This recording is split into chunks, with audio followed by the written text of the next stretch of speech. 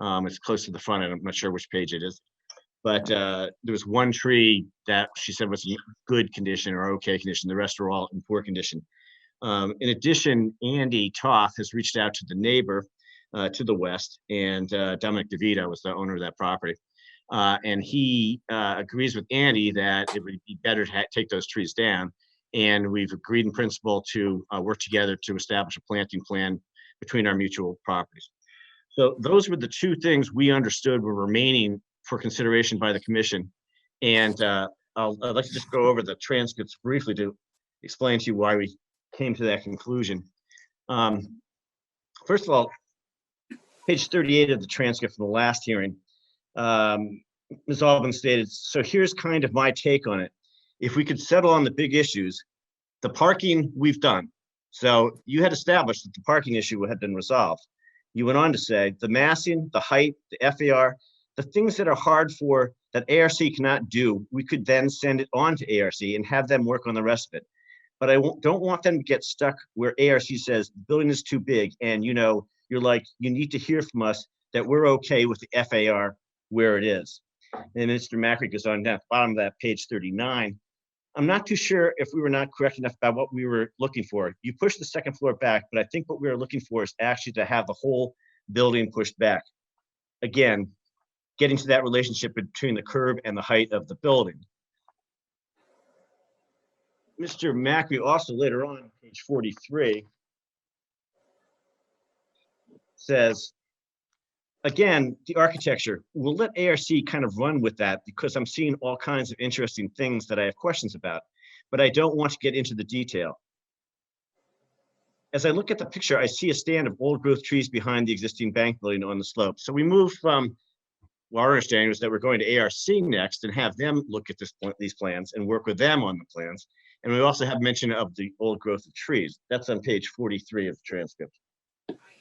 On page 52, Chairman Albin again tries to summarize where we are with this application in the meeting.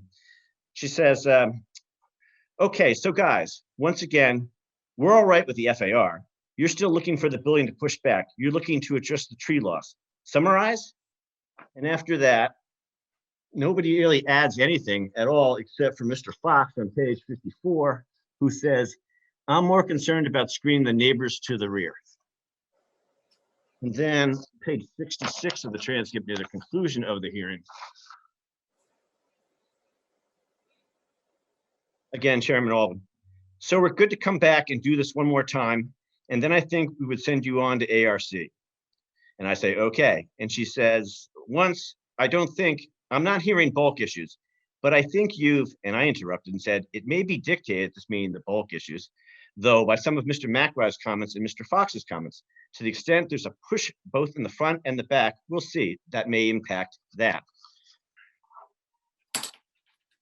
And then finally, that's the last feature.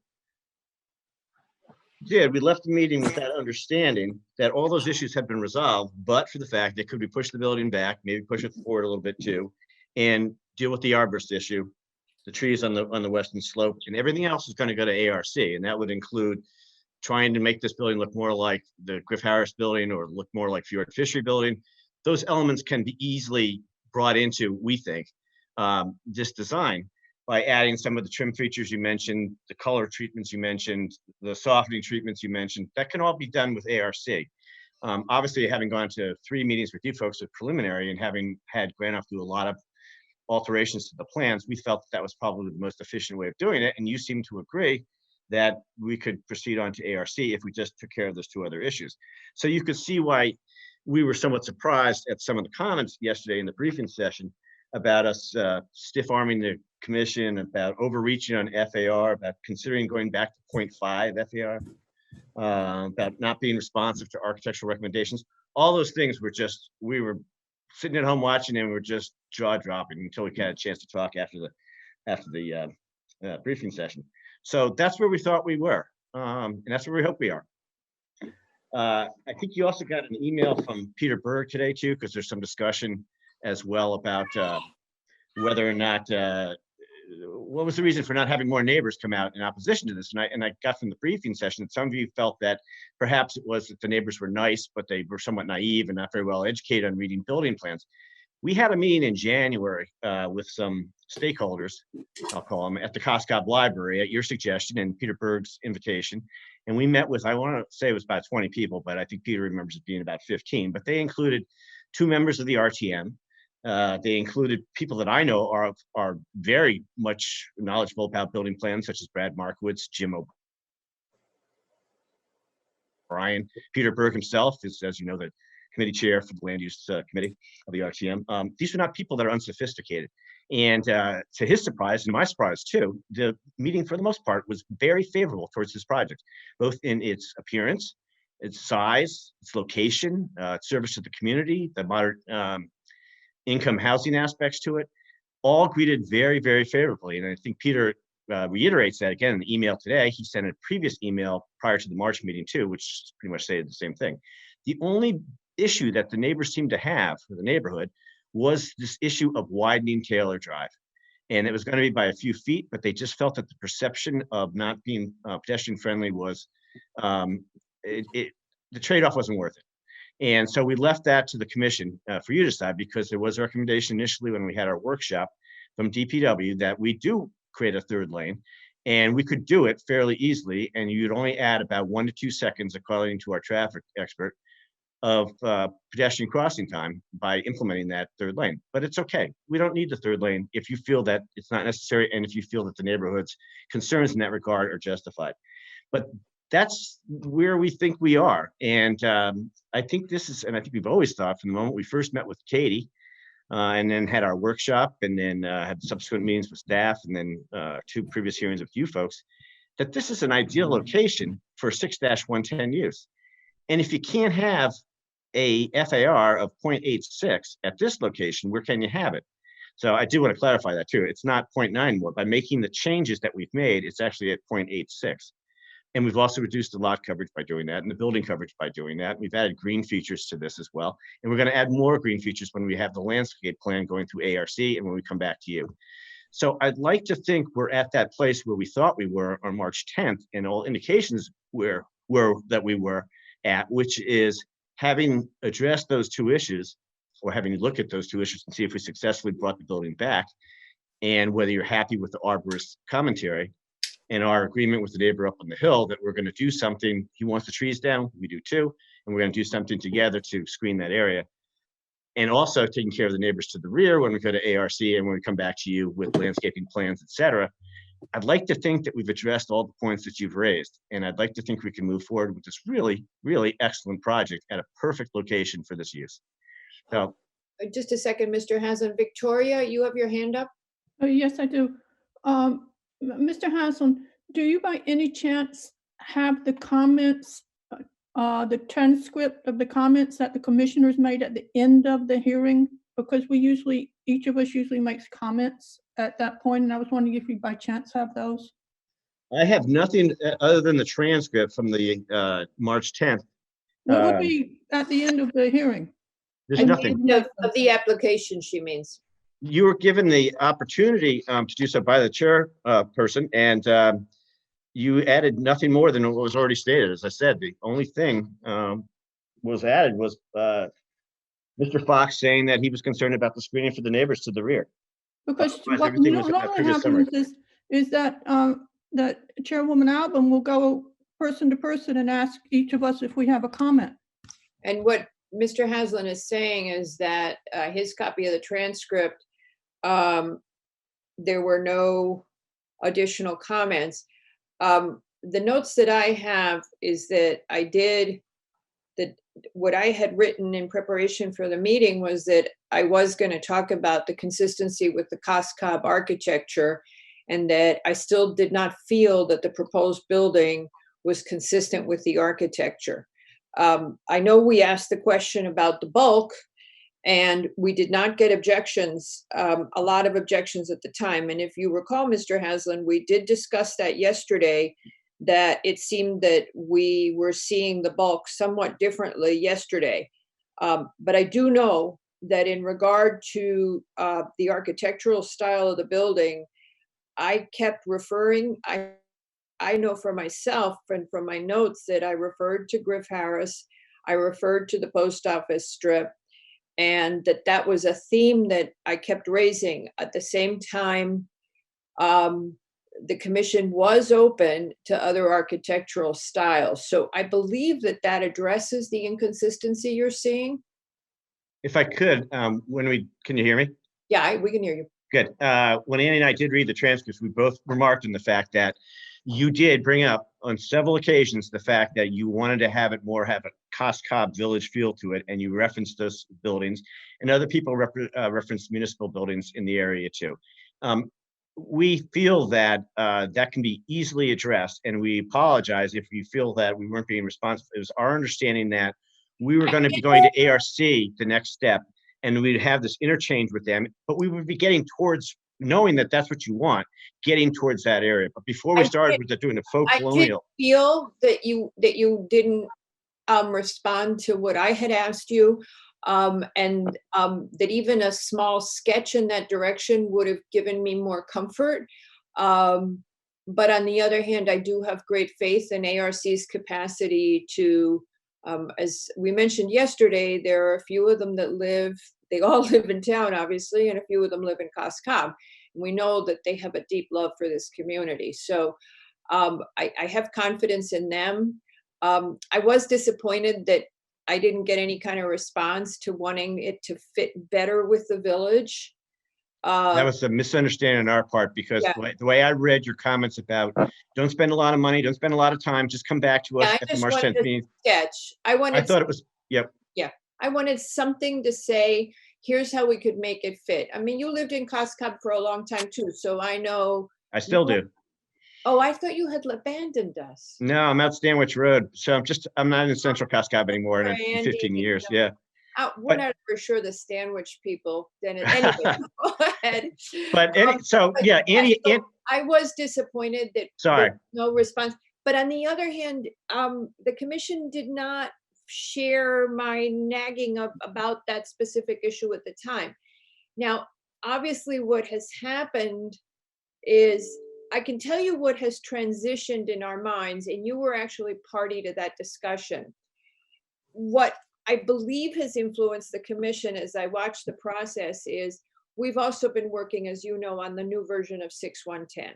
Yes, and I watched your workshop the other day. And you watched the workshop the other day. I did, And you yeah. heard where we were going with mass. And I believe that it began to influence the thinking a great deal. But I'm going to let them talk for themselves. I mean, I feel like we're working an issue. Folks, do you want to add to this? And by the way, don't read me verbatim next time. I sound so inarticulate, it's embarrassing. Okay, so guys, do you want to add anything to? Yeah, I think it's fair to say that the views of the commission, without putting words in or thoughts in anybody's mouths, the views have evolved. And I think what Mr. Haslam is seeing and Mr. Toth is a bit of evolution on the thinking and the approach to both this specific site and what the site is trying to accomplish. I think that is fair. I understand you're going forward after you put the moratorium on, and that you are not happy with the regulations as currently written and are looking to tweak them in one form or fashion or another. But I think it's unfortunate in this situation because we've been at this particular project for, I want to say, almost 2 years. And this is our third meeting with you folks. And again, every inclination was that we were on the right path. From the very first meeting we had with Katie to, I thought, the March 10th meeting. And now, of course, Andy's closed on the property. That's his own risk. But, we really felt that we were going down the right track here. So I understand your position may have evolved, but I think that should be applied then to how you redraft your regulations and how you apply those going forward. I think it's unfair, really, to apply it to this particular situation, and particularly when you have the community support for this project in its current iteration. Folks, anybody else? Dave, Andy, Dana? I am persuaded by what Mr. Haslam said, with the exception, I know I question the parking, the construction of the parking, and feeling we were being stiff-armed. Margarita now knows what American football is about. But I do think Mr. Haslam's correct. I think we left the meeting not expressing, an objection to the FAR. So I think we need to be consistent and fair, but I also encourage us all to think constructively about how the bulk of this could be reduced, even if we retain the FAR at 0.9. Andy? I echo Mr.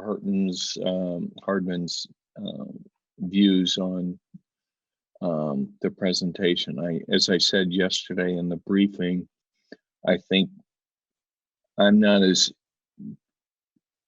upset about the FAR as some of the others, but I did say the height of the building was something that should be taken into account. And I still don't see why we can't put half of the parking below grade. I mean, lower the parking 4 feet would lower the bulk of the building.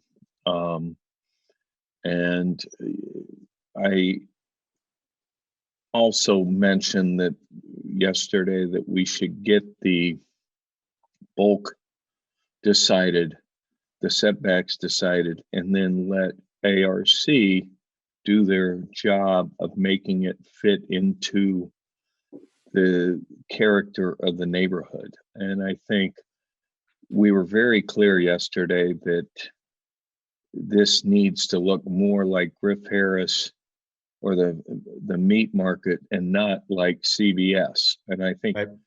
I think it was a double whammy yesterday where we are thinking of 610 regulations.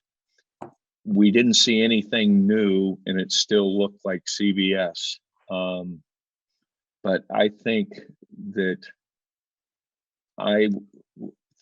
is a good location. I think the community is behind this. I think it's our job to make sure it fits in with the character of the neighborhood.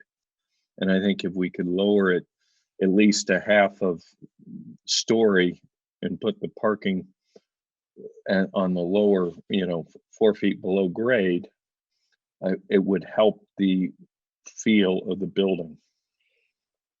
Okay, let me just ask you guys this. It is not illegal for a commission to change its mind before a vote.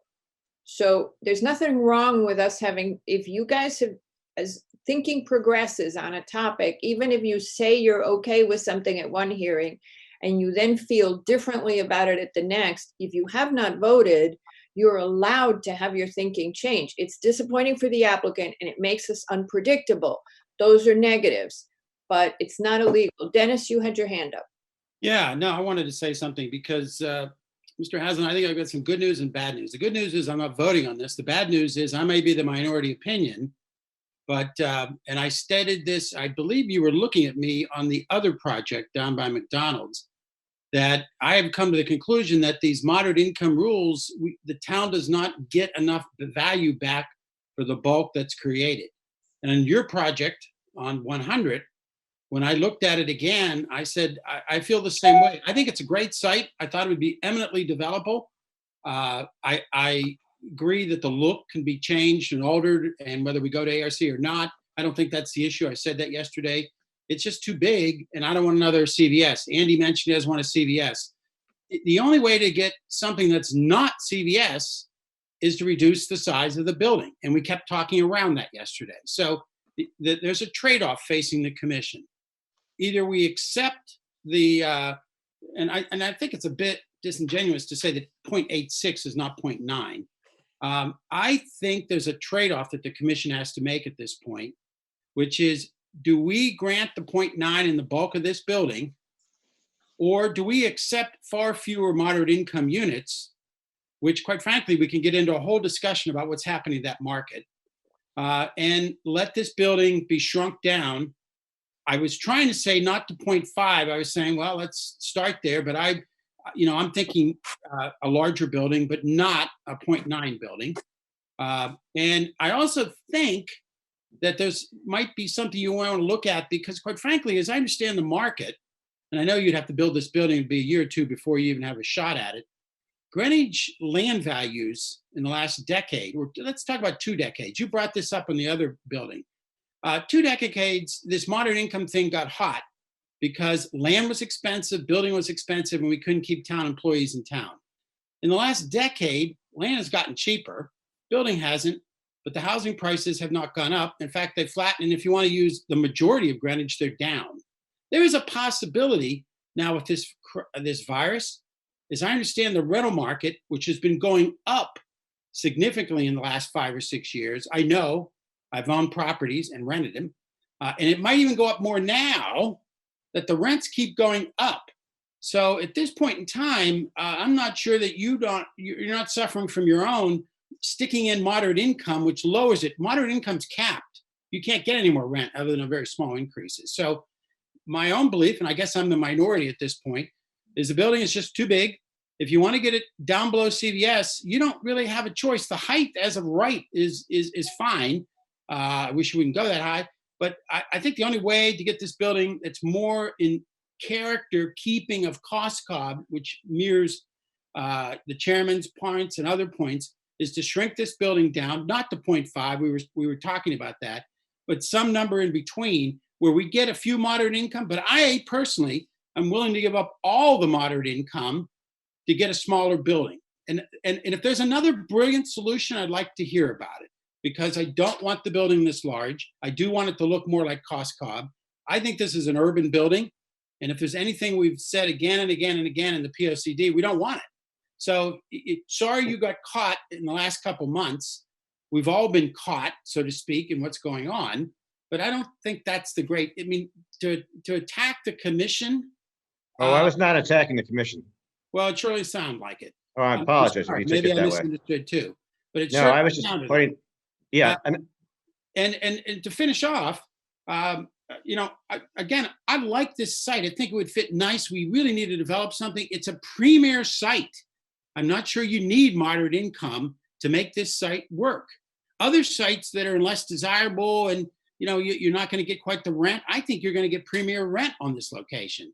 So again, I would throw it back and say you might want to think about maybe shrinking the building down. You're going to get bigger rents. I can't guarantee that, but it's been happening for 5 years all over the country and in Greenwich. And now, as I understand from the brokers, rental markets come on and off right away. And we're hoping that continues and we hope people buy at this point. I can't guarantee any of that.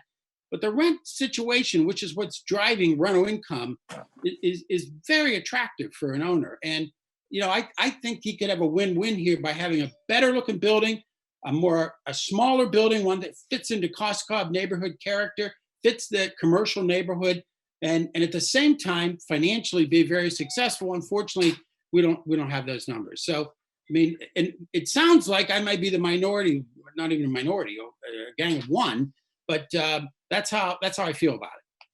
okay, obviously that's for Andy to ultimately decide what the market will bear in his estimation, and we'll take that under consideration certainly. So I appreciate your input in that regard. I am a bit surprised though, and again, this is not throwing anything back in the commission's face, but after the first meeting we had on January 7th with you all, Mr. Jeske, you stated in fact that I know sometimes we get a little critical. Kept saying this is so much better than the other applications we've seen recently. It In terms is. of the it is. detail, the brick, the look, the whole thing. So I wanted to get that up there too, because sometimes you come on and bang, bang, bang, and we say, wow, as a first effort, this is impressive. Thank you. So You should again, know we thought better, that, because what I was trying to say there, and I think I said it, this is a very desirable site, and I like where you're going with this thing. But as you study it more, the bulk comes up, and it just flacks you in the face. I mean, this building is not quite CVS's size as far as I can figure out, but damn close. half the size. Well, if you It's go what, up the 60, hill, CVS is 60,000 square feet plus. yeah, but then you're going up the hill, and the position and the site of the building is going to be more substantial than that.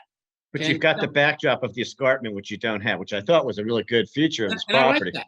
And I Yeah. like that. And I am the one that said the neighbor was the guy up on the ledge was he's the most polite neighbor I've ever seen in my life. I mean, he was like going out of his way not to criticize you. And I loved him for it. I'm sitting there chuckling.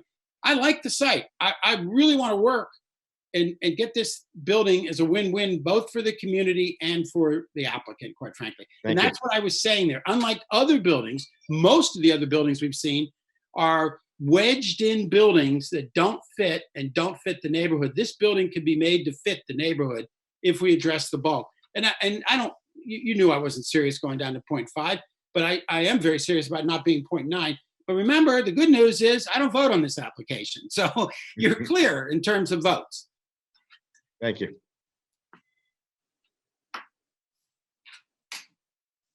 Chairman? Levy? I like what Dennis did say. I am fairly happy with the direction of the project and the bulk. We'd love to see something smaller. I don't think that it's an inappropriate size. I think that one of for that corner, I think that the configuration is a little awkward. It's an awkward site. The configuration, you have the melding the retail and the housing, I think is a little awkward, but I think that's the configuration of what kind of things they want on their property. They have to figure that out. I just don't think they've done it that successfully. But the bulk is definitely something that all of us are reacting to. It would be nice to, to push it back a little bit further from Putnam, and to hide the parking and to work on getting that intersection to work as well as it can. Those are the big issues. But I think that the applicant is very willing, seems to be very willing to listen to us and try to be very he's trying to be very cooperative. So I'm pleased at the direction it's going. I'd love it to be a little bit less bulky, and I'm anxious to see the architecture resolved. But generally, I do feel that if this project is being complicated by trying to do this the 6110, then maybe it shouldn't be. Maybe it should just be a smaller project, and that would certainly solve the bulk problem. But that's a decision for the applicant. What the applicant has shown us is certainly plausible and reasonable. I just don't think they're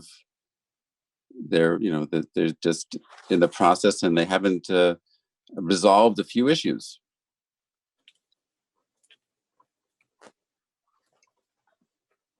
Okay. Anybody else want to add anything? It's looking at a lot of the different materials that were supplied to us. What I'm really seeing in terms of, I think, what could be objectionable to most people is the height of the building. I think you're equating, bulk and to the massing, and I think actually really starting with the height of the building in comparison to Taylor and Post Road is one place where actually, rather than getting back into FAR, you could actually bring the bulk of this building straight down. And I think actually one of the issues is we are starting with the grade plane, jumping off the street by 60 inches already, and then going up with height. I think actually, if you're looking at kind of a baseline of the garage, which been testified that we can't have a lower garage at the moment. It's from that ceiling or that first floor elevation of the first level of apartments up. I think that whole thing can be revised and brought down. Yeah, luxury apartments want to have high ceiling heights. Right now, we're looking at ceiling heights at 8'6". So even at 9 feet, you know, adjusting for the floor thicknesses, you could actually bring this building way down. I think actually taking a look at some of the details on the outside of the building and suggesting to ARC some ideas, we could actually visually bring the building down. They've already brought the building back off the street by a few feet. We got 28 feet from the curb line to the facade. It was brought in on the backside. I think it's actually, we're really close on actually negating that loom factor on the street. I think as you drive past this proposal, it's not going to be right on the curb like the CVS building. And I think a lot of the details that ARC probably could suggest and put through may help with actually getting this to look more, as Ms. Alban would say, Cascavi. The FAR issue, I think we had talked yesterday about a thing of what the applicant could come down to that the market would bear. I don't know if that's still a viable question. You know, what is the smallest where it still makes sense? We're at the maximum, we're close to the maximum now, but is it 0.7, 0.75? Is it 0.8, not 0.89? I think that's something that really needs to be suggested. I think actually the green space that they've added, it works really, really well. I still agree with Andy that I believe that the parking itself actually could be brought underground or lowered, you know, get something, you know, get it down off the that grade.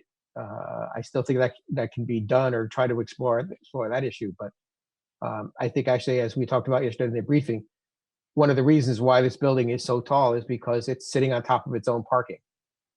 And therein lies really the issue that I think a lot of people are having. If this was not sitting on its own parking, it'd be a 2-story building. It would probably fit better in Coscob, and we wouldn't be discussing the mass and bulk of the building. It comes down to that. It's sitting on its parking. It's up out of the street. But I think if you take a look at what's happening with If I could address those points? Yeah, Mr. Haslam? One of the things is you're right on the corner on the south east corner of the lot, you're abutting a flood zone. And in fact, the CVS building, if you look at it, it's rated as high potential for flooding. And in fact, that garage, I think I said this before, but if you're in there sometimes, you can hear water rushing in there. If you, in the future, we continue to get very high flooding in that Coscob area, and I can remember several storms where the water's going right across the post road into some of those shops. That would create a problem for this garage. But also, I thought we'd resolve that too. Again, looking back on this, if you remember, we talked about the deal that we understood that parking was a grade and that was acceptable. Didn't need a garage, but certainly, I mean, it can be looked at. Andy just reminded me too, of course, that as far as making this just a residential apartment complex or building, you can't do that in this zone, in the LBR2 zone. It's not permitted, and you have to have your retail function too. So you don't really have that opportunity to have a residential apartment building. It's got to be a 6-110 application. So it's all interlinked really to make it work. And I think that's appropriate too, because I think it's a great location for moderate income housing, because you have the fire station close by, you have the library close by, you have school close by, you have lots of places where people might be employed and find that this is a very attractive place to live for the Coscob community. Well, Look at height with consumer. I agree, bearing the entire parking down 8 to 10 feet would be a challenge. I'm saying if you could cut it down 4 feet or half a story, I think you would stay above the flood and accomplish what Mr. McRae and I and Mr. Hartman are trying to do, is just try to compress the height, which I think would help alleviate the massing. Okay, noted. Thank you. Andy's taking note, I'm sure. Mr. Haslam, I'm actually looking at the FEMA map Mhm. right now. Most of that lot is not in a flood zone. No, none of And the the- lots, no portion of the lots in the flood zone. As I said, it abuts the flood zone, which is right, I think, on the southeast corner. I'm not a meteorologist, but I think we can all see where the future is going to be going. So it's a consideration. Right, and in your sections that you've given us, that the line of the garage is actually, part of the garage is actually at the post road, about where the retail is. And then it actually rises up. So it's even farther off the post road and farther out of any kind of a flood hazard. So I'm really agreeing with Mr. Fox in this. Even going down just a little bit may help. Okay. Now,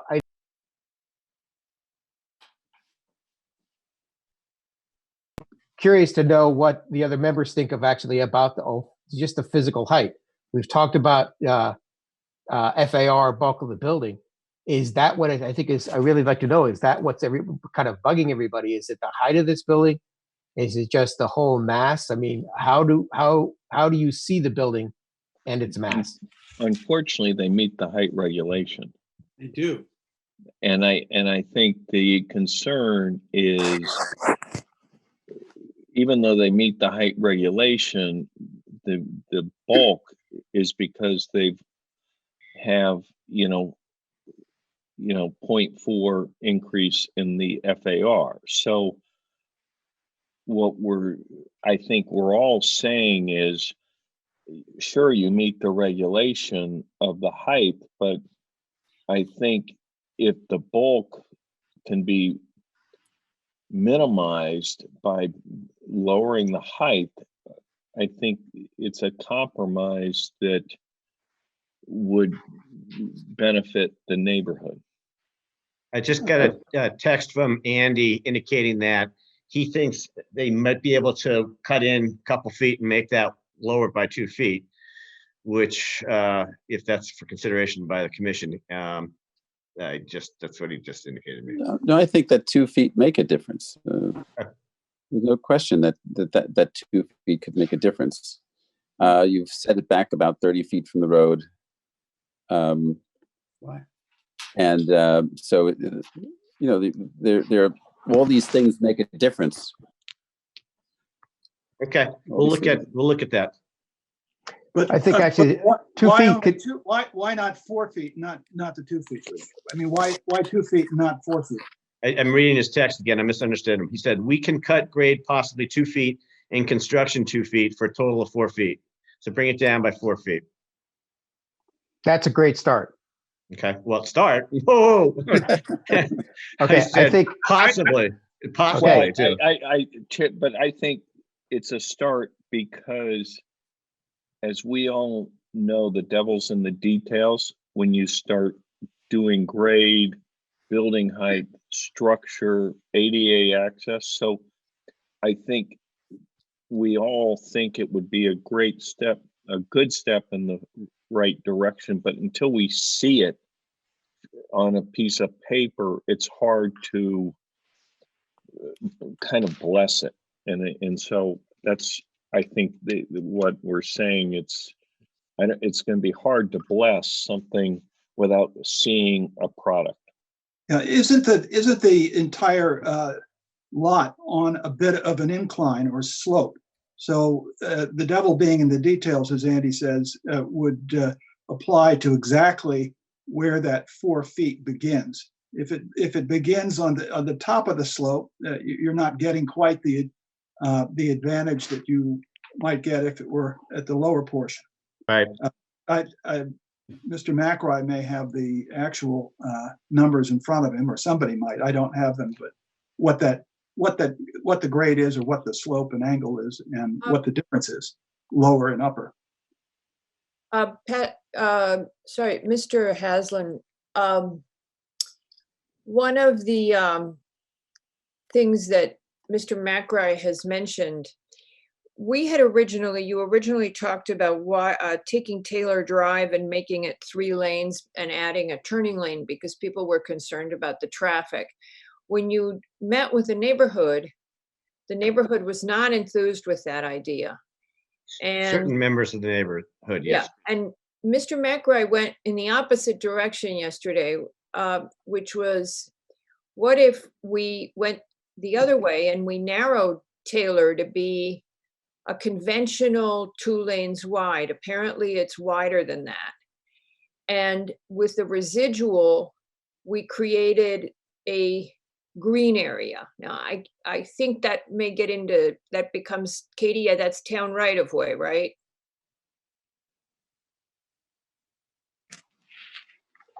Yeah, looking at Oh, Taylor wait, wait, wait. Drive, So Katie just turned down her mic. Sorry, Yeah. that was why the silence, because she, like me, often has background noise. Yeah. So, Yeah, I think Taylor Drive is a town road and it's It is. the town right of way. so if the town were agreeable to narrowing Taylor Drive, you could create a much deeper side yard or a side yard look to that building. You could make it much more landscape, much more screened, because you could add that to the side of the building. And that, the thing about a 0.9 FAR is your lot looks very full. And that's what I think Nick and some of the other people yesterday weren't clear that the neighborhood was understanding that the lot was going to be built basically from edge to edge, or, Well, I think they were, because they got as it. You think we they got brought the it? plans with us to the Coscob Library and we went through them with them, so they're aware of it. And there's actually more coverage at that point, not by a lot, But- but some. But But I want to bring up the fact that, so come back to Taylor Drive, because that's really the yeah, so um, we'll look at that. And we'll have to consult with Chris from Time Bond, obviously. And as Pat pointed out yesterday, Pat LaRoe, there's also the issue of delivery trucks with the 18-wheelers coming in that and was why servicing. we didn't, well, so that's what ruled out, just on the delivery trucks. They should have enough, they don't need a 3-lane street to turn into. What is a problem for them is a median, is a planted median. Or which if it's narrower, possibly. We'll have to look at the turning Well, radiuses. we're not, it yeah, work. so it's a 50-foot width, Nick, right now? I'm it's surprised actually, that's right. it's the right of way is there, but it actually impinges on their property, probably to the other side of the sidewalk. I think on the east side, it looks like it's probably just on the sidewalk in terms of the right of way. So there's some wiggle room. I think the paved area of Taylor could be narrowed, affording them, a few more feet maybe to plant in, or that kind of thing, or maybe a wider buffer on Taylor itself. But again, as we had talked about yesterday, it's something that needs to be studied to make sure that the turning radiuses for vehicles getting in and out of that are Yeah, I mean, it's clear to correct. me. We can look at that.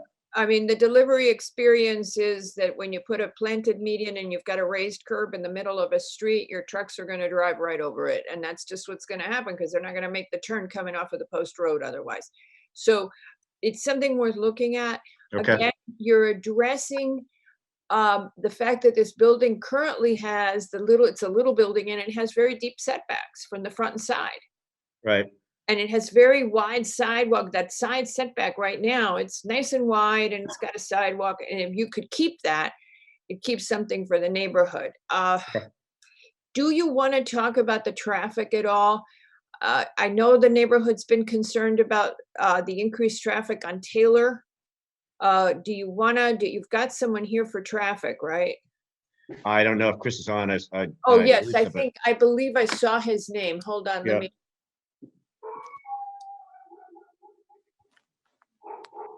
Chip, can you Chris spell his name? Chitola? Chris Yes. Chitola? Granatini. Excuse me? Granatini.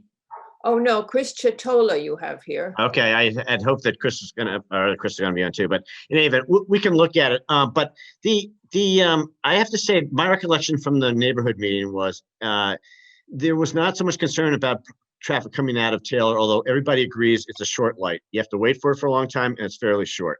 Everybody agrees with that. The more concern was the fact that how We it, had a very, I'm sorry, but we had a very impassioned speaker, James O'Brien, I believe his name was, from COSCOB at the hearing. And he was very concerned about Taylor and the safety for his young children and the impact on Cross. So there Well- was a lot of concern about the traffic, both what would happen with more intensity on Taylor and how that impact was on Cross. And there were two people, I can't remember the second person's name, who also had talked about having young children and wanting to protect that walkability. well, that went to, I think, the width of Taylor itself. But as far as Cross was concerned, that did come up in the COSCOB meeting, and a lot of people had concerns about Cross. It actually, the green light is not It's nanosecond long. We know it's a nanosecond long. Yeah. right. But Well, also, they're not emptying at the same time. Cross comes out, and then Taylor comes out after Cross is now turned Right. red. Because And in otherwise you can't make the turn, because you have to turn and you can't make the turn. Correct. In addition to that, there was some discussion about whether you can make Cross two-way, and then people who lived on Cross said, absolutely not. We don't want that in No, a million years. the discussion was not to make Cross two-way. It was to make Cross one-way in the other direction. We discussed that too. Yeah, Some of and this was it at the didn't work. COSCOB meeting, not before you folks, but we discussed that too. And again, there was real concern about that.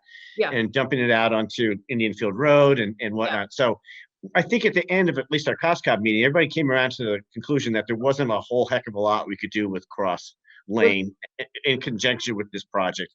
And I think also our traffic study shows that we're really, for the size of this apartment building, you're really not adding a lot of traffic coming out of that site. And then as we all, I think, agree that some people too are going east or going north are going to go out behind the CVS building like you do with a shared type parking lot. So they'll have some exiting out that way as well. Mr. Haslam, I just wanted to verify.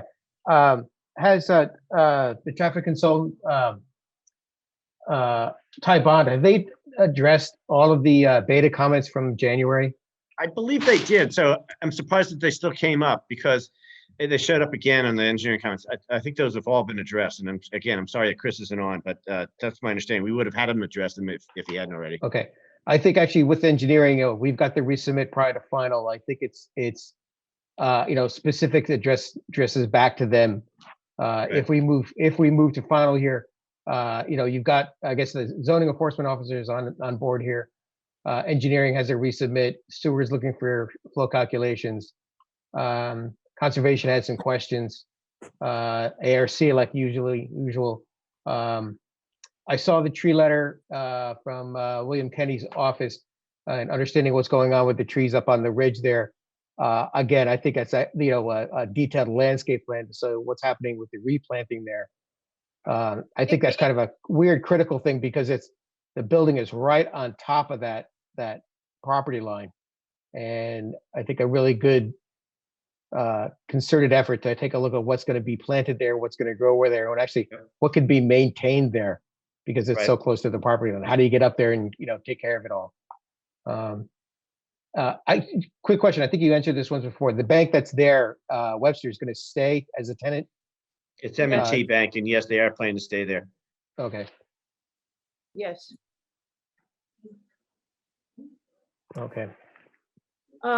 Is this do you guys want to, okay, so you don't have a traffic person here. Nick, you referenced quickly that ARC had their usual thing, but they haven't seen this yet. No, they haven't. And I think it's if we send this off to them, I think actually giving them specific directions, things we want to have them take a look at, that kind of stuff would help a lot. But I think we have to land on the box that they're working with.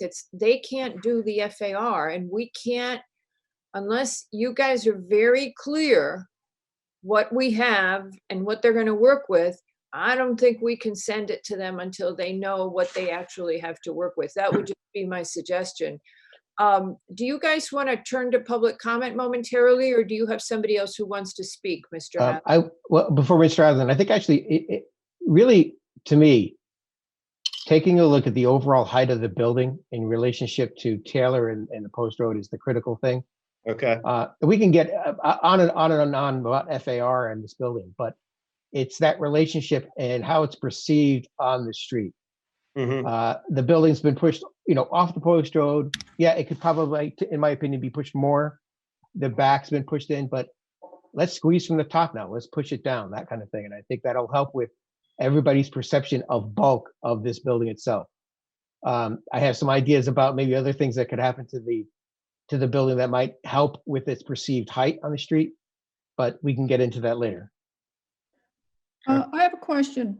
Mr. Haslam, you said that earlier today that since it's in the LBR2 zone, that you can't do straight residential, but if you have the bank building there, you're not doing straight residential.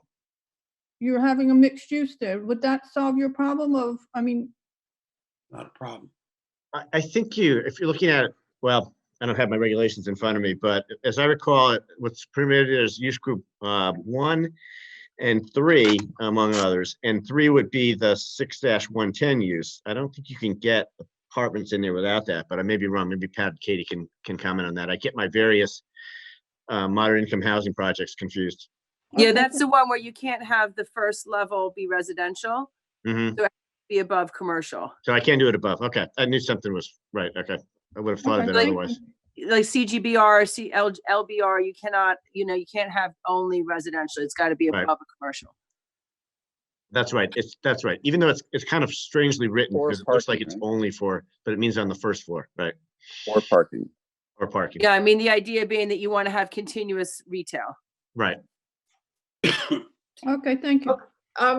Back to this question, we raised the question about tree protection, and it's kind of like, oh yeah, we're gonna see if we can do it. That's just not satisfying as an answer. So I think we have to be very clear that the natural features have to be protected, that we've got this whole task force working on that very issue of maintaining green in town.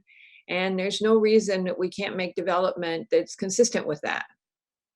So I don't want that to get buried under the carpet as we discuss this. And to that end, since this is a preliminary, I think the question I would like to have answered from what Ms. Albin has said is the applicant willing to work with this Greenscape committee? And if they've disbanded at that point through me and through the plan that they've come up with, to provide or to produce landscaping that would be in keeping with this overall plan. Like it's in its infancy at the moment. Obviously, none of us know exactly what the plan is, but I think a commitment that you're at least willing to work with us and look and see what we're doing. And obviously it's going to be beautiful and awesome, if I may say.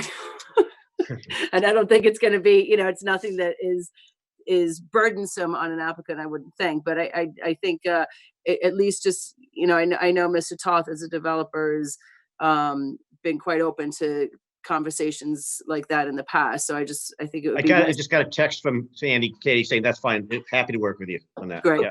Yeah, Yep. I mean, we had said that from the get-go. I think we raised it at the very beginning, and this is so important to us. This the Greenscape Task Force has been meeting twice a week during Okay. lockdown, and it's so critical. I think you sat in on one of the meetings potentially, but it's so important, and we have such a big commitment because it's just a way of giving Greenwich back to people. So we would like you to work on protecting that tree line up at the top. Well, that's a different story because, as you said, that from the arborist, those trees are not in good condition. But as far as Two trees. we But, can work, yeah, we The fact that you don't, that those trees, the vast majority of them have been rated in poor condition, doesn't mean it would seem to me that there shouldn't be some trees there moving forward. Oh, totally, yes. And we'll work with Mr. DeVito on the top of the hill to do that too.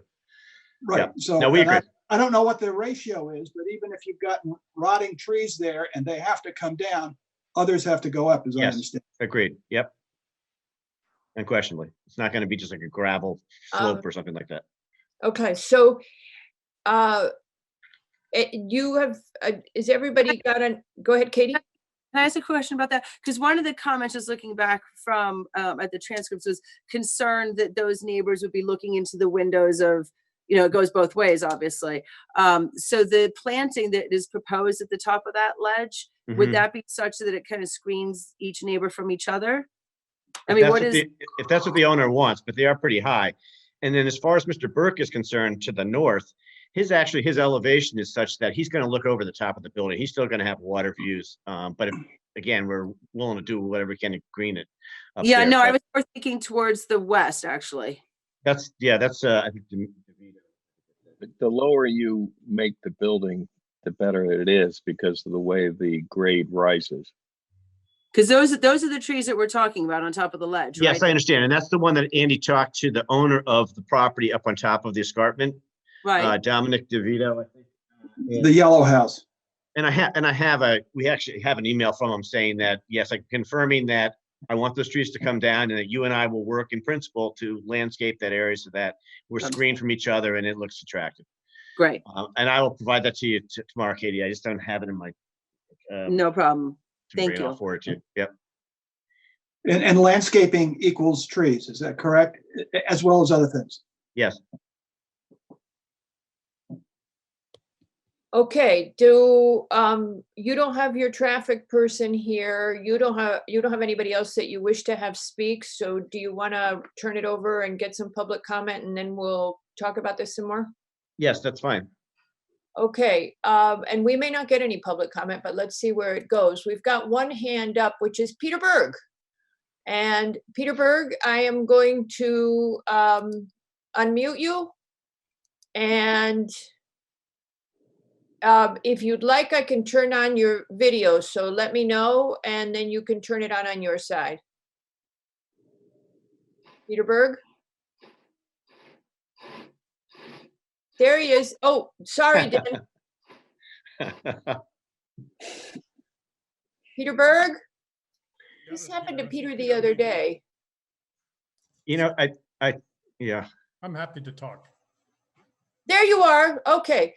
There you are. We couldn't hear you. Do you want to turn on do you want us to do video for you as well? Yeah, sure. Okay. There you go. We should be able to see you. Hold on.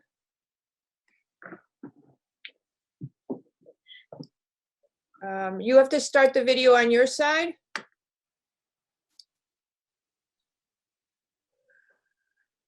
There he is. Hi, Peter Berg. Good afternoon, everybody. There you go. If I And, knew you were all going to be wearing ties, I would have worn a tie. Katie and I aren't wearing ties. You're quite all right. I just wanted to say that my involvement in this project is as a board member of the Cascab Neighborhood Association. Wait a second, I'm gonna take these off. You can still hear me, right? Yeah, you just hear us differently now.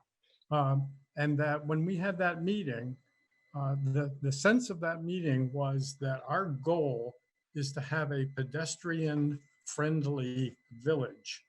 And the people who were there were surprisingly enthusiastic about the moderate income housing potential of this project. There were a number of references to the fact that we have school teachers, we have librarians, firefighters, shopkeepers, we have like boatyard mechanics. We have a lot of workforce in Cascab, and most of them don't live in Greenwich. They drive to work in their cars. They add to the traffic. And I think the great promise of a project like this is that we will get more of our workforce living in the town and potentially walking to work or biking to work, not driving in cars. So please keep that in mind. I just said, when I moved to Cascab, which is now 42 years ago, there were probably, believe it or not, 15, 16 car service businesses in Cascab. Peter, you're talking so loud, I can't hear. Sorry. Oh, well. My wife's on Zoom also. And that you'd be amazed how many of the buildings, including Griff Harris, were originally car service businesses. And then we had the problem with so many banks. So, and then we lost our grocery store.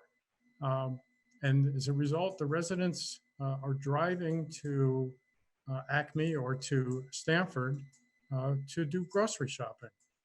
If you increase the density of residential here at this site and continue to do that kind of thing, at some point you'll attract a grocery store back to Cos Cob. Yeah, we have very high-end cheese shop, fish shop, butcher shop, but it's not the same as having a grocery store. So, so please keep the moderate income element of this project. Mr. Berg, can you hear me? Yes, hi, Nick. Okay, you understand there's 5 units in this building that are moderate income, correct? Yes. Okay. When you were discussing the project with the neighborhood association, was there any discussion or contemplation on the size and the bulk of the building? No, I don't recall that being a concern. Okay, was it discussed, or anything even looking at the shape and size of the building at all, or was it just basically looking at how the pedestrians access it and traffic and that kind of thing? Yeah, we did have the architectural plans in front of us. I'm not sure that we all quite understood them, but again, I think the discussion was much more around how this is going to have an impact on having a pedestrian-friendly village. Okay, so let me just stop you guys for a second. Pat, can you read the setback change in the front and side? I don't think the rear setback is as important. Read, just, Pat? Yes, ma'am. Okay, because I don't want to go in and do a screen share. Can you just give Peter Berg the Taylor Drive setback and the Post Road setback as proposed and as existing? Because just to contextualize the questions we're raising, because Peter Berg, we're not concerned. Moderate income housing, great, but we want to keep something that's in character with Cos Cob, and I keep referring to it as, yeah, okay, just want to keep it Cos Cob-y. And so go, Patrick, if you've got it in front of you. I do. So the setback of the buildings currently, which is the current bank building or the formal Friendlies, is 25 feet and a half from East Putnam Ave and about 40 feet from the Taylor Drive lot line. The proposal at the nearest point will be about 10.9 from East Putnam and 10.13, 10, almost 10 1/4 from Taylor. But also the way the design is now, that the majority of the facade will be about 15 feet from East Putnam. There's a little part of it at the corner that will come out and reach that corner a little closer than the rest of the building. But those are the numbers. So what we've been focused on, Peter Berg, is you're taking something that was 25 feet and losing 15 feet on it, bringing it that much closer to the street, and it'll be 40 feet high. Now, Mr. Toth has offered to reduce that to 36 feet, but it's 40 feet high.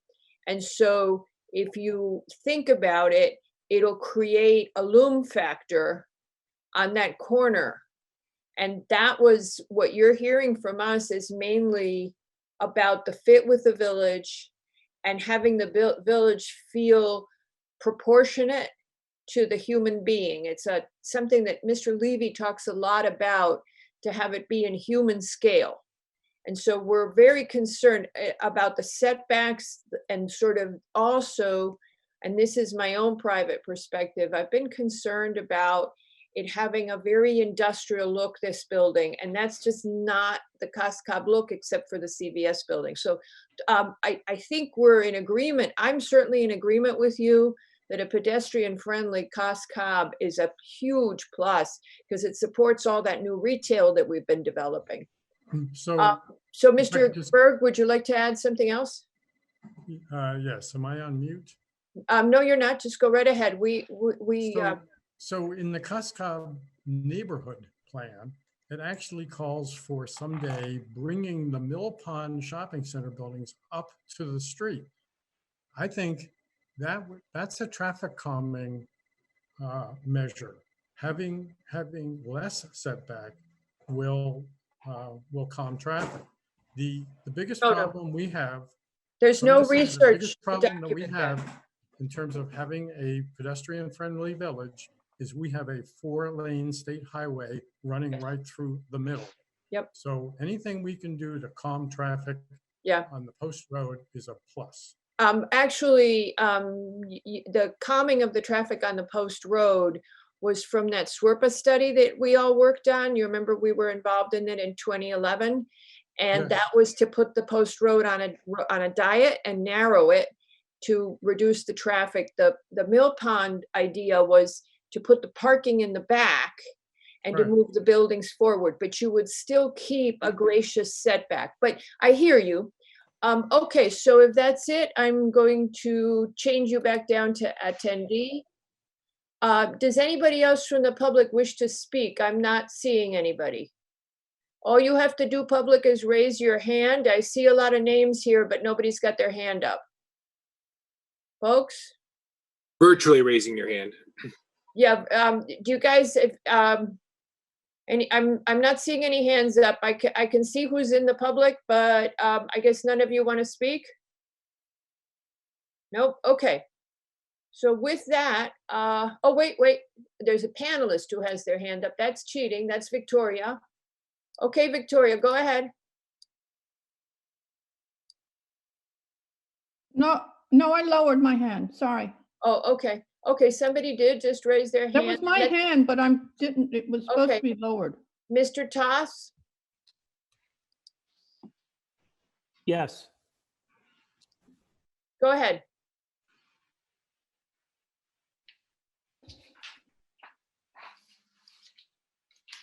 Mr. Toss, go ahead, we can hear you now. You need to start your video. I wanted to stay, There you go, hello. hi there. So I think when we first met with Katie, and to reiterate what Mr. Berg said, in the LBR is a local business residential zone, and in village-like, hamlet-like, and I've built in other villages, is the whole purpose of a local business is to have these storefronts and the businesses close to the main road. I know CVS is in your face, so to speak, and it's too close, but I thought we've done a good job, and I agree with Peter. The one thing that you're kind of implementing to Peter, that, we're 10 feet off of Taylor Drive and that we're 40 feet high. That's not true. The bank building is 10'8" off of Taylor Drive, Mr. Berg, and it's only 16, 18 feet high.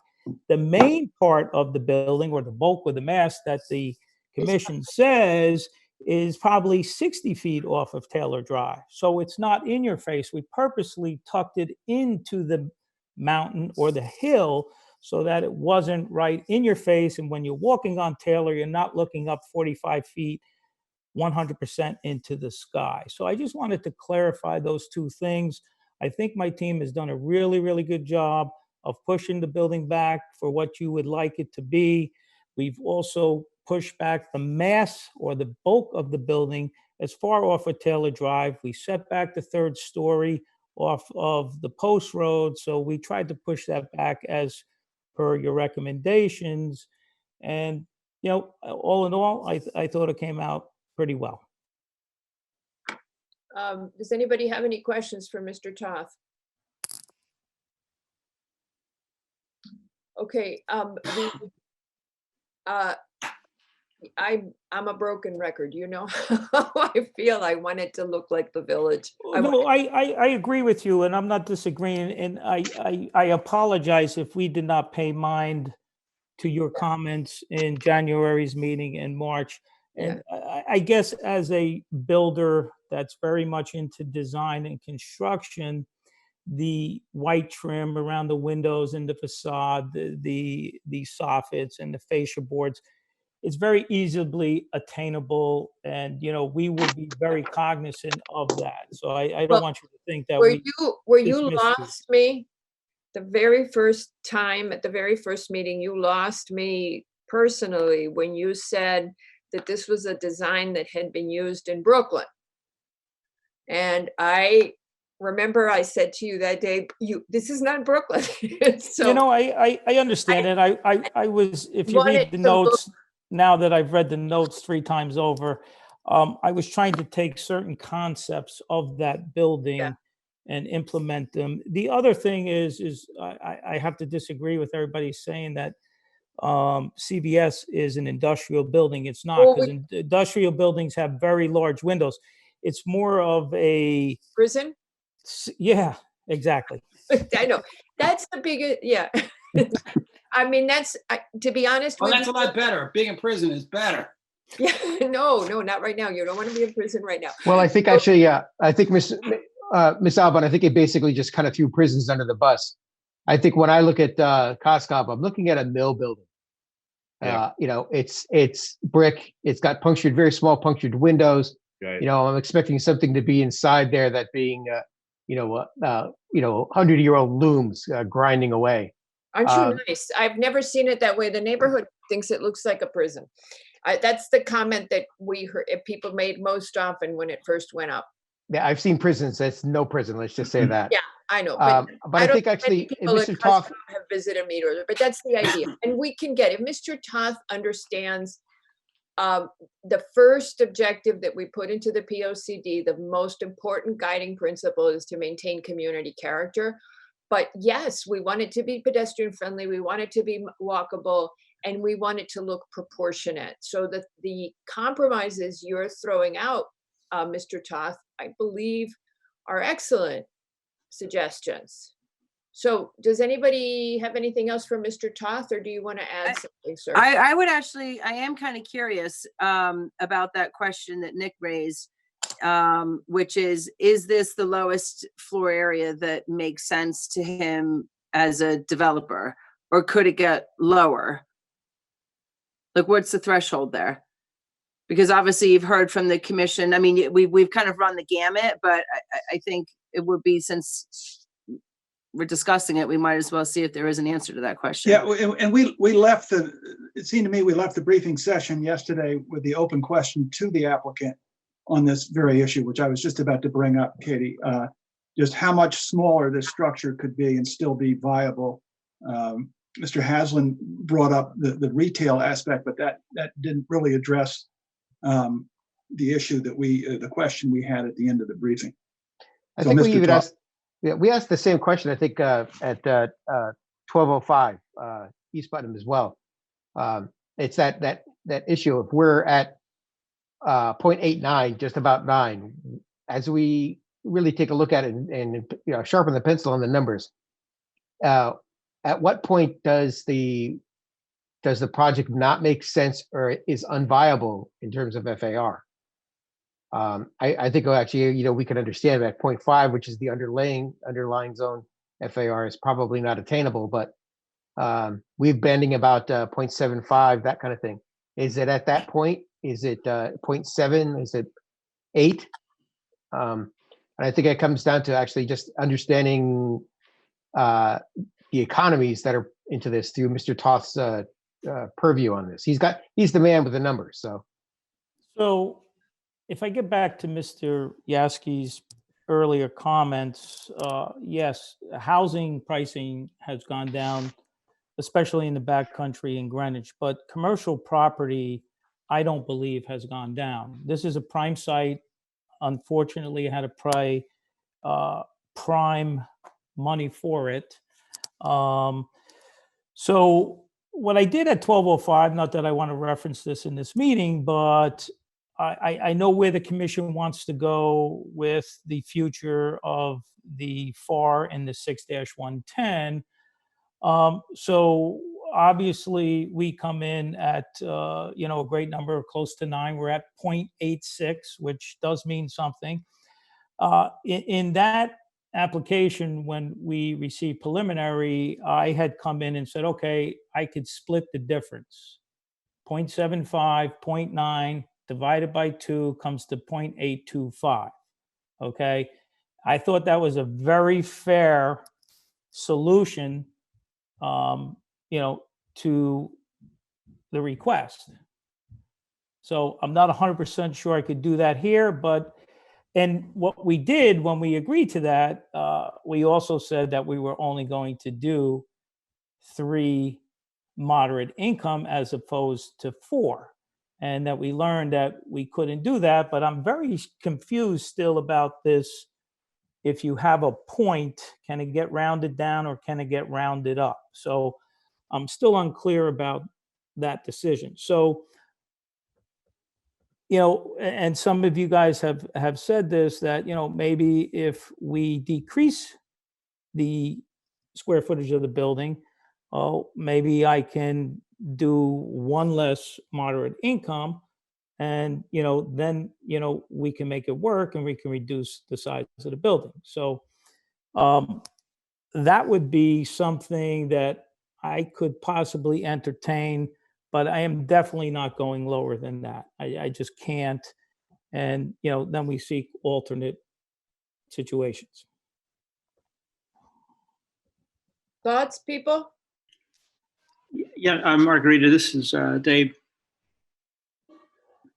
I first appreciate Mr. Toth's proposal that this could be lowered 4 feet, and I hope perhaps more. To me, I think the bulk versus the FAR is my primary issue, and I think the spirit of this is moving in the right direction. I just would encourage you try to get it even lower than the 4 feet that you've offered. Okay. Anybody else? We can't do 1 less moderate income. Didn't we decide that we had to have 0.2% or whatever the reg says? We have to have a certain amount of moderate income and we can't go below that? Yeah. Yes. We've That's right, 20%. Yep, we consulted with Wetmore. That was a big, that was a big boo-boo on my part, that I thought we could go lower. And the answer is no. The only thing we have the flexibility on is the FAR. It is something that we're discussing for the next, we've talked about for the next version of the regulation. Andy had talked about doing some sort of matrix that addressed that issue of, if you have so much moderate income. Well, I guess, Andy, you can speak for yourself. So, but anyway, so. You're doing fine, job. Oh, okay. So Andy had talked about that for how we would redo the regulation. So it would give a builder a matrix within to work and predictability. So you would know if you had X% moderate income, it went with this FAR, and the commission had to buy into that FAR, which is where we've been getting stuck on the existing 6110 all along. Is it says may, and we keep balking.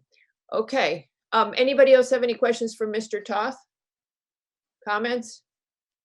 I just think that, reducing the height by 4 feet because of like an accommodation of putting the garage down a little bit lower can make a big difference. The landscaping can make a big difference. Maximizing the green space along the road by making sure that the Taylor is kind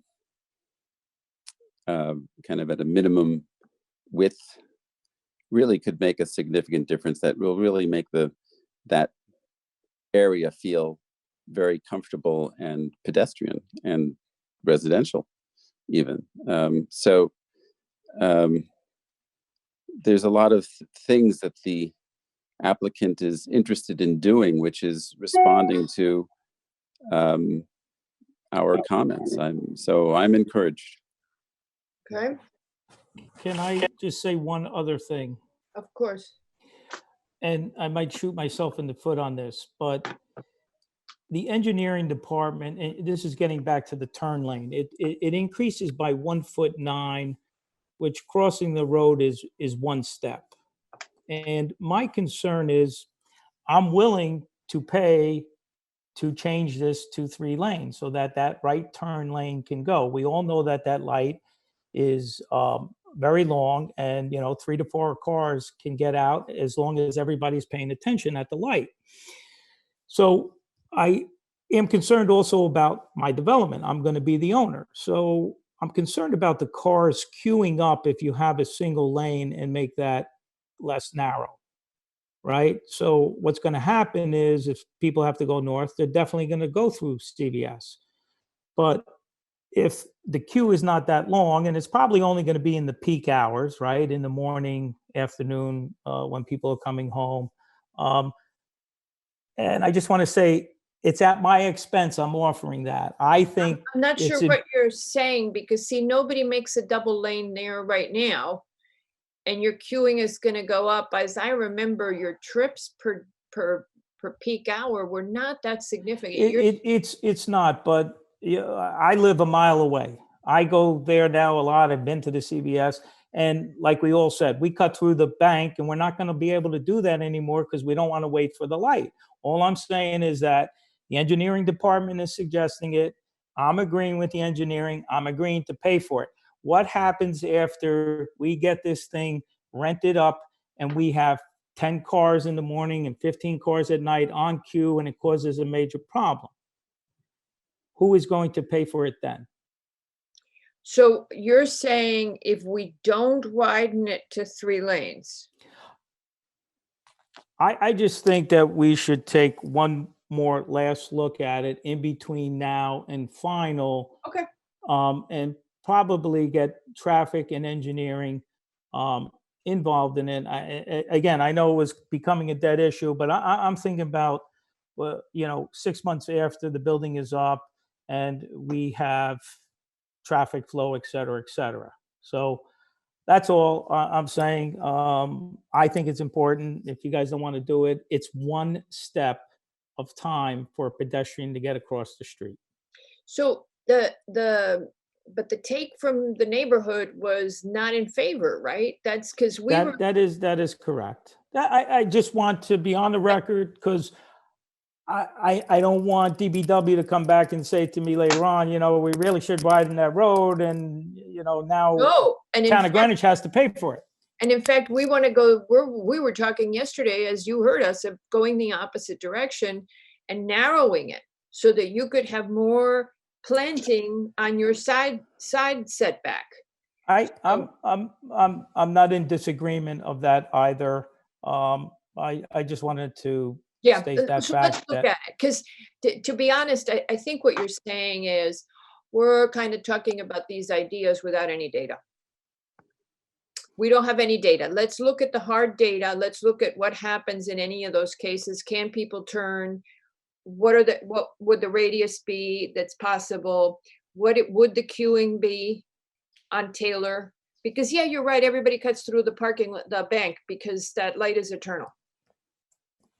And there's Okay. nothing you can do about that light. That was why we talked about making the street go the other way. But I'm not sure that didn't solve the problem for the neighbors. Okay. So does anybody have any questions for Mr. Toth before he goes away? Or he can come back if you want. No? Okay. All right. So thank you. And we don't seem to have Victoria. You have your hand up again? She No, just didn't put it down. Okay. no, sorry. Okay, all right, so I just checked and we don't have anybody else from the public who has their hand up and wants to speak. Probably, Mr. Haslam, are you there? Yeah, I don't think I have much more to say by way of doing a formal summation. I think we're all on the same page. I appreciate the time again that the commission spent on this. And this is preliminary, but it is important for us to to have some sense of where we think ultimately the commission is going. And I think you've given that to us tonight, so I appreciate Okay. that. And I have written it all down. Good. So even if you read me the transcript, I'm still gonna have the notes. And, but I think you understand where the commission's, because as we evolved in the discussion tonight, you Yes. saw those underlying concerns always are there about amassing the amount of development on the lot. So with that, folks, what do you want to do with this? Well, I'll let you guys talk first and then I'm inclined to leave this open for one more time, but if you guys all really want to move it to final, I just would like to see what they do with all this feedback tonight before we do. If it's kept open, what specifics are we looking at for when they come back? Everything we've talked about tonight. Height, character, Thank you. the landscape in the back. I want to make sure, we've Tree got this. protection, that, that we're talking about protecting the natural, where you can, you protect. I know we're losing a lot of rock face on this.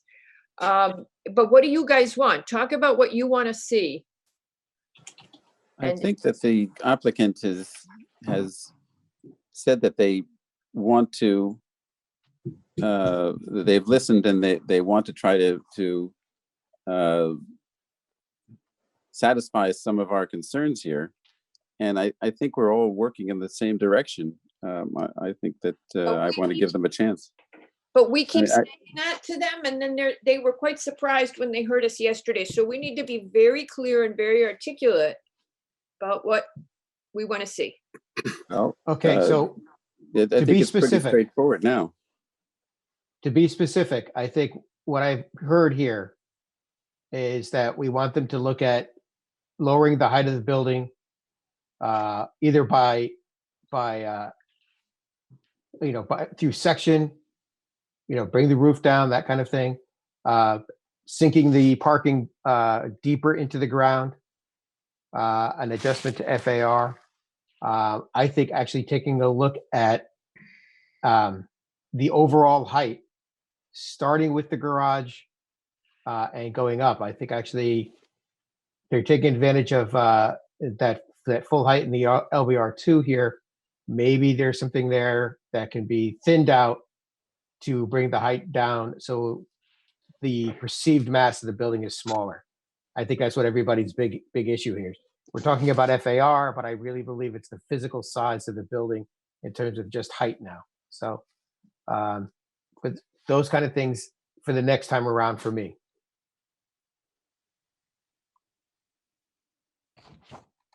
And then we need to look at the width of the Taylor Drive issue and the delivery truck issue. I believe that's still outstanding. And I think to Mr. Toth's point, that's a question of having the traffic guy come back. And we look at the queuing again at the peak hours. As I remember, that has a pretty bad level of service. We're all aware of that. So we just look at that and we look at what the options are. And in the meantime, Katie, I guess we talked to DPW about how they feel about Taylor and which way they would go. But I think that to me is more on the final versus preliminary.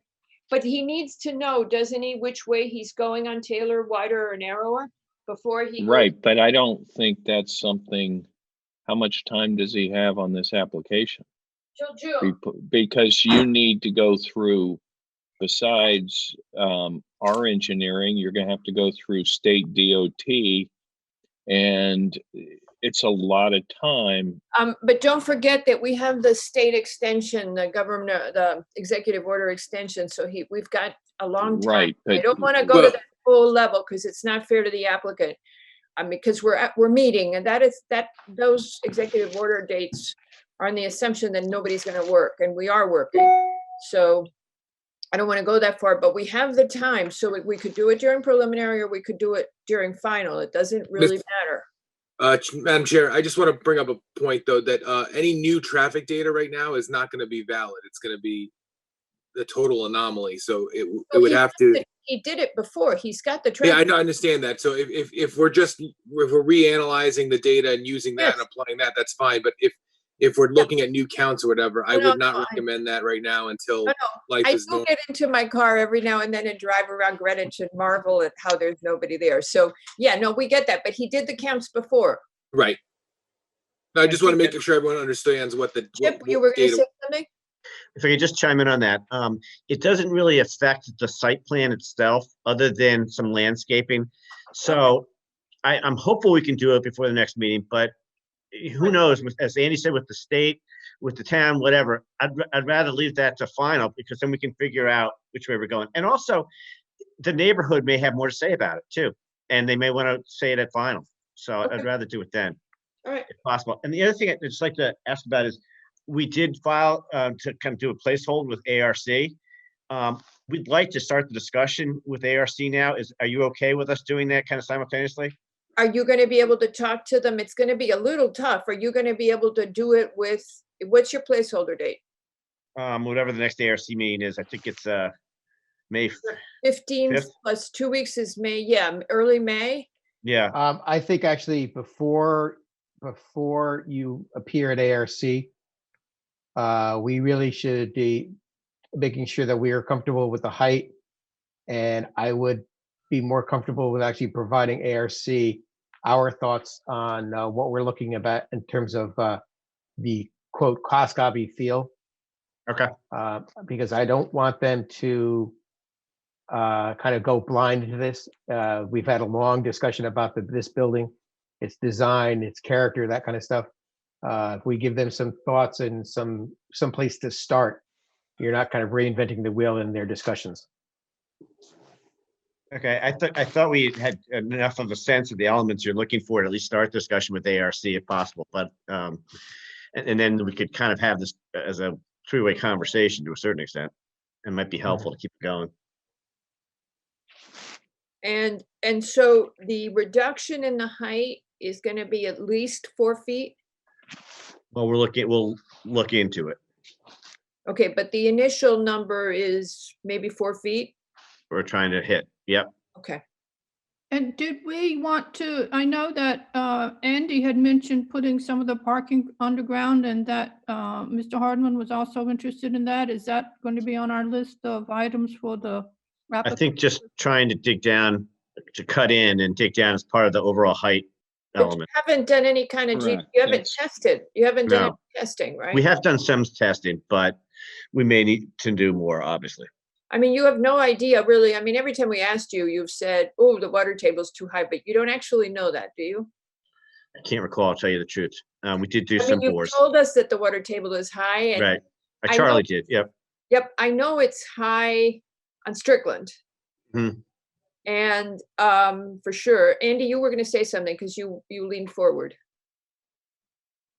You I got was just confirming that not to put parking underground, but to cut the parking into the grade Right. 4 feet, so it was more like a half a story below the current elevation to lower the height. Yeah, I'm told by Andy that there is actually ledge real quick there, and I'm sure there may be, I'm not sure what the water table is, but we will look into that. We get it, Yeah. we get it. I'm assuming you're blasting regardless, so Yeah, they're gonna have to do some. whether you go down 2 feet for foundations or 4 feet, it's a rounding error. Right. So what was the take on their going ahead and seeing ARC the first week of May? I don't think, I think we should get this bulk agreed upon ASAP. I do And too. get and see on a piece of paper what it looks like. I'm not as concerned about what the actual landscaping plan is, because I think that's a refinement, but the setbacks, the height, a section through the building, so we all can opine on the bulk, and then get everybody comfortable with that, then send them to final, and then they can go to ARC. I agree with Andy completely.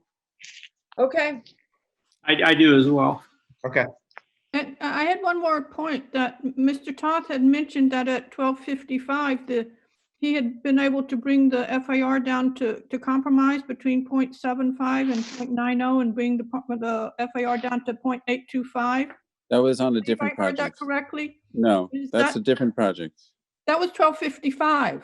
Yeah, 12:05. 12:55. But that was by McDonald's, but was Mr. Toth saying that he would look at the numbers at 100 East Putnam to see if that was a possibility at this 100 East Putnam site? Or was I'm not quite sure where he ended up with that. I think that he was comfortable keeping the FAR where it is. And I'm hearing that from you folks too, is that in particular, it's not necessarily FAR that you're concerned about. It's more of the perception of bulk. And if we can cure that with height, as Mr. Macri suggested, I think Mr. Fox too, so Yeah, I much the think that- better. So let's take a whack at it. Yeah, that I think addresses a huge part of my very technical comment about it not looking Cascavi. Well, I think at the same time, they address the bulk that Eric and Granoff can put together some kind of sketch to make it more Cascavi at the same time.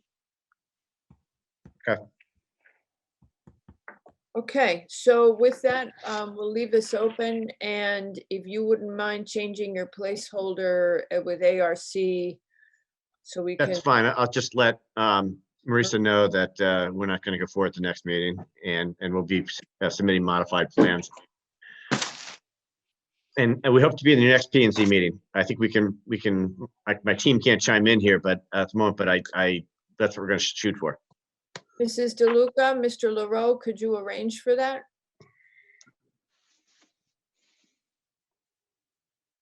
I'll wait for Katie to say Yes, first. sorry, I couldn't unmute it fast enough. Yes, that's fine. Thanks. Yeah, it's tricky unmuting fast enough. Okay, Okay. Thank you all. See you all, thank and you. I'm signing off Thank as you. well. Okay, bye-bye, Andy. So now Mr. Yeski will be seated for Mr. Fox, who is recusing himself from this application.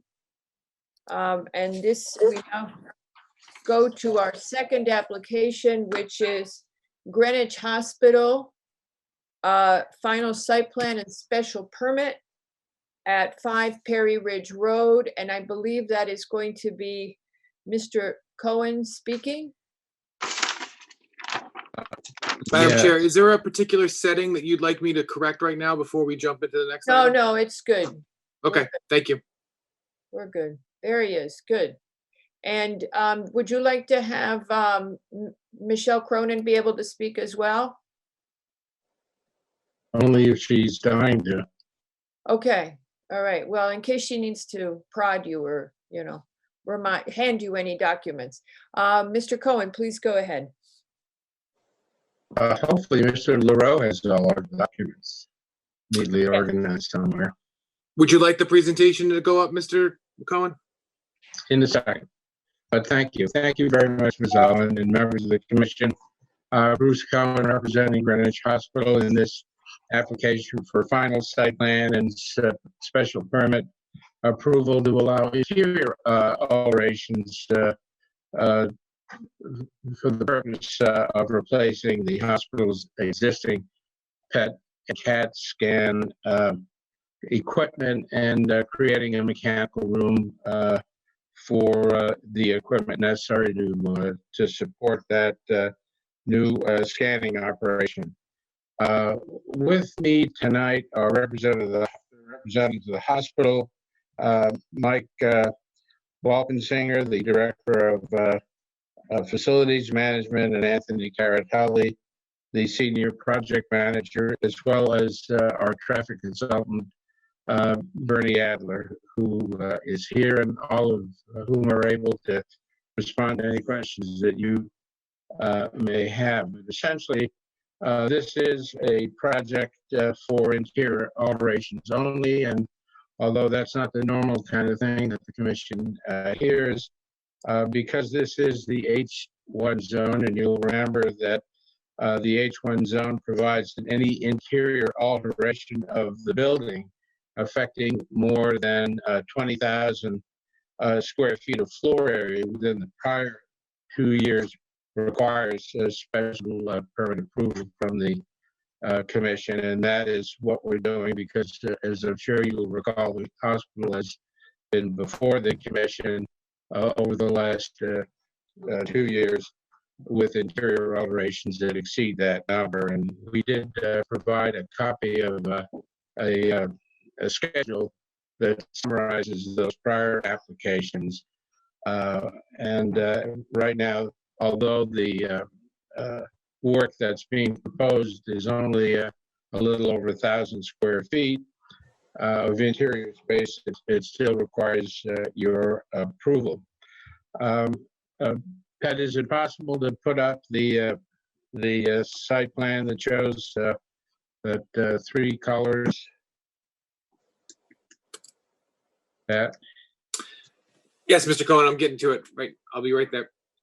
Yeah.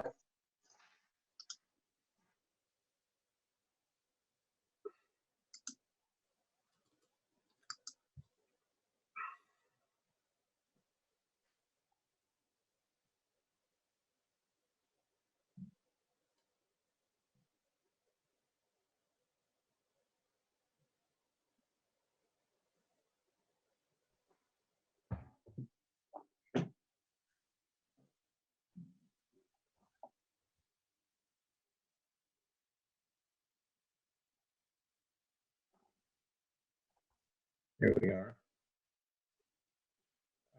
Well, not quite. No, we're gonna get there. It's just a slow burn here.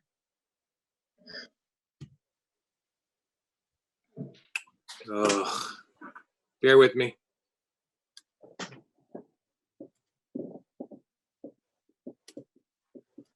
I gotta look at these ugly mugs again? That's fine. Thanks, Pat. So the pink shows the existing area of where the scanning equipment is located and where the new equipment will be replacing it. And that is located at in the Helmsley wing, which is the north portion of the hospital. It's on the first floor. The hospital was able to locate an area directly beneath the first floor on the garage level, shown in blue, to locate a mechanical room for the equipment necessary to support that scanning operation. So essentially, what we're seeking tonight is the ability to reconfigure that pink area to accept the new equipment and to construct the blue area in the level below. The blue area will take up 3 parking spaces of the 351 spaces that are now available. That little green area that's shown to the right, which is at the very northern area, is in the exterior of the building. And that is a piece of chilling equipment that is also necessary to support the scanner. That chiller, which and the location of that, I think, is shown on the next image, which is a photograph showing that northern driveway. If you can find that, Pat. And that brings you down to a below grade area, which is shown in that bubble. And that's the exact location of the new chiller is shown on the next image. Yeah, behind that wall, which is a mechanical area. So this is a fairly modest piece of equipment designed to support that new scanner.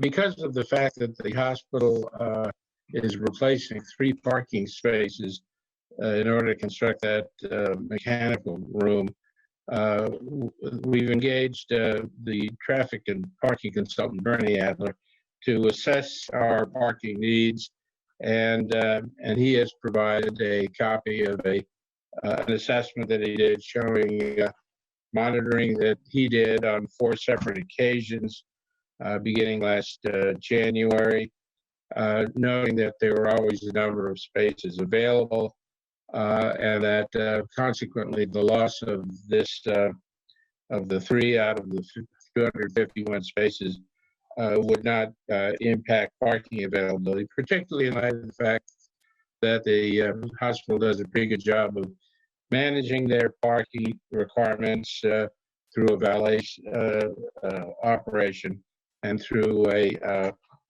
booth with personnel that directs people going to either the Helmsley wing or the Watson building.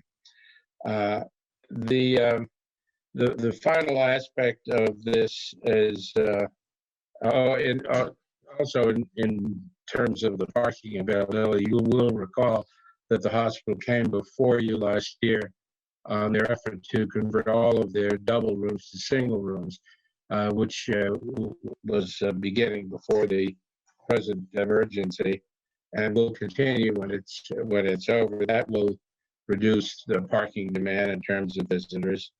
And also, as part of that effort, the hospital is relocating its outpatient clinic and behavioral health center. So again, we believe that with Mr. Adler that the parking will not be impacted. And as I believe you know, Beta has submitted a report indicating that with proper management, it concurs. The final aspect of this project is shown on the last image, and that is a mobile trailer that is going to be needed for a temporary period, shown on the very top of this image, which is the western side of the building. It's a mobile trailer that will provide PET and CAT scan service during the construction period, which is estimated at about 4 months. The mobile trailer dock is there, thanks to an approval by this commission. Its utilities are in place and it's ready to be hooked up to a temporary trailer for that purpose. So if you have any questions, we'll be glad to address them. Does anybody have any questions for Mr. Cohen? Yes. Mr. Mr. Cohen, I think it's great that they're enhancing this.